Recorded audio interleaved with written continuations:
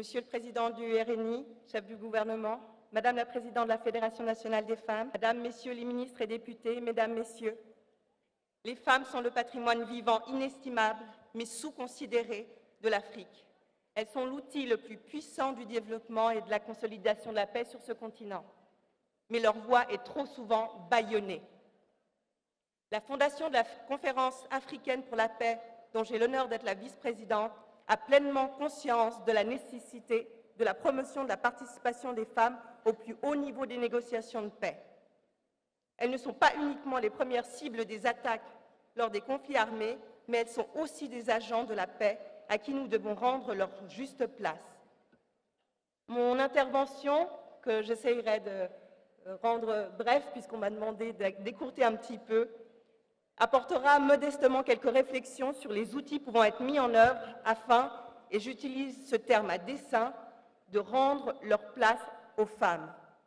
En effet, avant l'arrivée de la colonisation et l'imposition d'un modèle patriarcal reléguant les femmes à un rôle secondaire dans les processus de paix, la voix des femmes africaines portait haut et fort, ce que nous rappellent d'ailleurs plusieurs études qui ont été faites par l'UNESCO.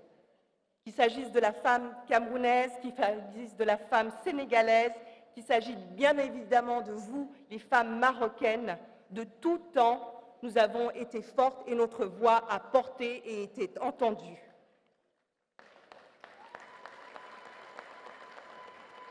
Pour enrayer cette dynamique qui tend à reléguer plus de 50% de l'humanité au second rang, l'action des gouvernants doit porter sur 3 axes essentiels. L'éducation, nous l'avons déjà entendu, le droit et des institutions qui sont représentatives. Nous n'aurons de cesse de le répéter, nos États doivent massivement investir dans l'éducation des filles afin de permettre le développement de notre continent et une paix durable. Il est nécessaire de mettre en place des politiques publiques fortes. Par exemple, le Niger a mis en place une politique qui consiste non pas à soutenir uniquement les jeunes filles, mais à soutenir leurs familles, afin de permettre qu'elles soient maintenues à l'école. Ça a eu aussi pour conséquence de réduire le nombre des mariages précoces. S'agissant des aspects de droit, afin de permettre aux femmes d'apporter leur contribution essentielle à la paix, il nous faut nous munir d'outils législatifs adaptés, afin de les protéger de toutes les formes de discrimination. Au niveau international, la résolution 1325 du Conseil de sécurité sur les femmes, la paix et la sécurité, ainsi que les résolutions qui ont suivi, sont nécessaires. Elles ont mis en exergue l'impact disproportionné des guerres sur les femmes et appellent à leur participation dans le règlement des conflits et la consolidation de la paix. Elles reconnaissent que les contributions faites par les femmes en matière de prévention et de règlement des conflits sont sous-évaluées et sous-estimées.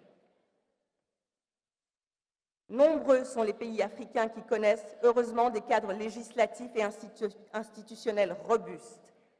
Nous avons des ministères dédiés au genre et des politiques nationales qui soutiennent cette thématique. Mais les résultats ne sont pas encore suffisamment visibles, à défaut d'une réelle mise en œuvre sur le terrain. S'agissant des institutions représentatives, nous avons besoin que les femmes soient représentées. J'ai été très heureuse et très fière d'entendre ma ministre des Affaires étrangères expliquer que le Sénégal avait atteint cette parité. Je suis très heureuse aussi de constater que le Maroc a autant de députés et de ministres femmes. Nous sommes sur la bonne voie. Amina Mohamed,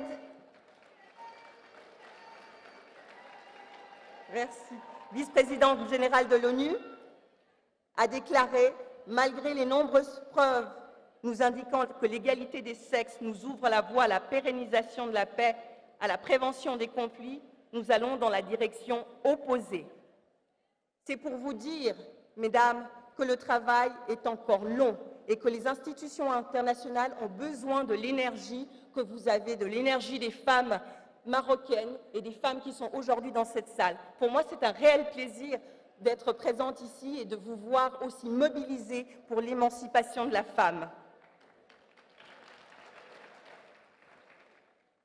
En tant que membre d'une famille de la Tijaniya, c'est avec beaucoup de fierté que je rappelle que notre belle religion, l'islam, et merci au professeur qui m'a précédé, au temps du prophète, que la bénédiction d'Allah soit sur lui et sa famille, a été le facteur le plus puissant d'émancipation des femmes. Elles occupaient des postes à responsabilité comme contrôleurs dans les marchés ou même moufti s'agissant de Aïcha, qu'à nouveau ma ministre a mentionné tout à l'heure, la femme du prophète, qui a durant toute sa vie participé aux affaires politiques et dont l'avis était toujours pris en considération. Alors je m'adresse à vous toutes, mes chères sœurs en humanité. Osez rêver et l'univers conspirera pour vous, disait l'alchimiste de Paulo Coelho. Mesdames, le temps où nous demandions notre place autour de la table est révolu. Ne la demandons plus, prenons-la. Et rêvons haut et rêvons fort. Que la paix soit sur vous. Je vous remercie.